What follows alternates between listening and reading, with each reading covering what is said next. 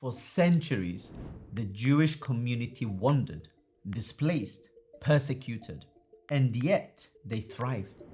From medieval moneylenders to modern-day moguls, from the narrow alleyways of Eastern Europe to the skyscrapers of Manhattan, one community, less than 0.2% of the world's population, holds a staggering share of global influence, power, and wealth. Today, Jewish Americans have the highest median household income of any religious group in the US. Over half of them earn six figures. About 23% of US Jewish families earn over $200,000 a year, compared to just 4% of the general population. What's the secret? Is it intelligence, culture, divine favor, or something deeper? Listen to this. The Jewish secret to wealth is charity, in Hebrew called Tzedakah. Tzedakah. The big key is the tzedakah. Giving the money actually gives us back more. Because I prioritize giving, God prioritizes me. The key secret is my charity that I give. Tzedakah plays an intricate role in my everyday life and decisions that I make within my life. Subhanallah, the Jewish tradition teaches that wealth is a test. If you have been blessed, it's only because you are being trusted. You're not the owner, you're the custodian. Listen to this. There's a commandment in the Torah to give 10% of your wealth to charity. It's called Meiser. There's an additional commandment to give tzedakah, general charity. This is where giving 20% or chomesh comes into play. The Shulchan Aruch, Rambam, Vilna Gaon, and many other Torah giants bring down the importance of giving a chomesh. Many of them go as far to say that if you give chomesh, you will become wealthy in your lifetime. Giving isn't a loss, it's a spiritual transaction. That's why many Jewish business people give tzedakah before making a big investment, not after, before. They understand that generosity activates divine support.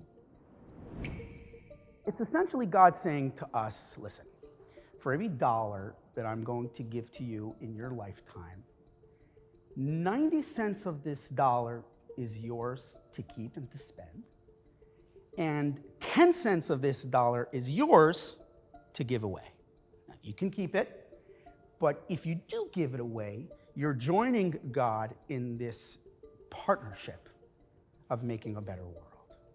In addition to this incredible duty and responsibility and partnering with God, he also really lays on the benefits and rewards of this partnership and what the ROI is going to be. And he goes so far as to say in the Talmud, "Chanunina bezos," test me in this mitzvah, and I will make you wealthy. Now compare this to Islam.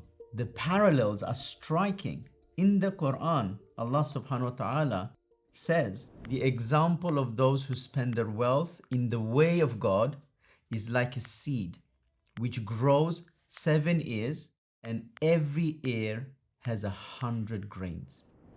That's not just a metaphor. That's divine multiplication. The Prophet Muhammad sallallahu alaihi wasallam said, charity does not decrease your wealth. In fact, it increases it. Just like tzedakah in Judaism, sadaqah in Islam is a gateway to rizq, to provision. Have you actually noticed how they sound the same? Tzedakah and sadaqah. And just like the Jewish rabbis, Muslim scholars tell us that giving purifies wealth, protects it from harm, and invites divine blessings, barakah. So here's the secret. Wealth in both Judaism and Islam is not measured by how much you accumulate, but by how much you circulate.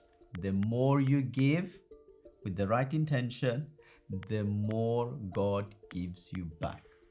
It's not magic, it's alignment with the laws of heaven and the flow of creation. And our Islamic tradition and history is full of examples of the wonders of Sadaqah. Abu Bakr radiallahu anh gave away all his wealth for the sake of Allah. And yet, we find his household never fell into destitution. He remained among the leaders of the Muslims, entrusted with Bayt al-Mal, and his provision was always present. Uthman ibn Affan radiallahu anh, after donating generously to fund 1,000 soldiers and purchasing the well of Rumah, his wealth only grew. He became even wealthier afterwards with thriving trade caravans and sustained success in business. His generosity never emptied his hands. Abdul Rahman ibn Auf radiallahu anh, after arriving in Medina with nothing, he quickly rebuilt his fortune through honest trade.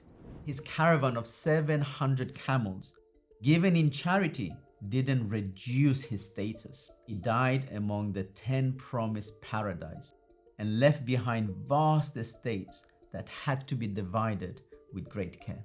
Their sadaqah wasn't just rewarded in Jannah, it was multiplied right here in the dunya as well. I have been researching and found modern examples of this wealth principle. If you haven't already, check out this video on the secret behind Al-Bayk's tremendous business success. The next time wealth comes into your hands, ask yourself, will you cling to it in fear or will you release it in faith?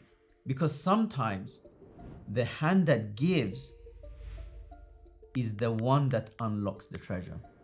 We began seeing sadaqah as something occasional, optional, even disposable, rather than foundational, rather than powerful, rather than transformative. Let us revive that spirit. Let us give, not just because people are in need, but because we are in need of Allah's mercy, of His blessings, of His barakah in our wealth, in our time, in our children, and in our legacy. Let us give to become rich, rich in soul, in purpose, and in divine reward. Let's build a culture where giving is not rare, but regular, not impulsive, but intentional.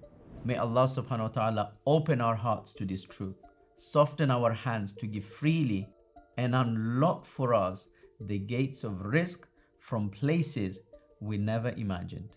Ameen. Until the next video, Assalamu alaikum wa rahmatullahi wa barakatuh.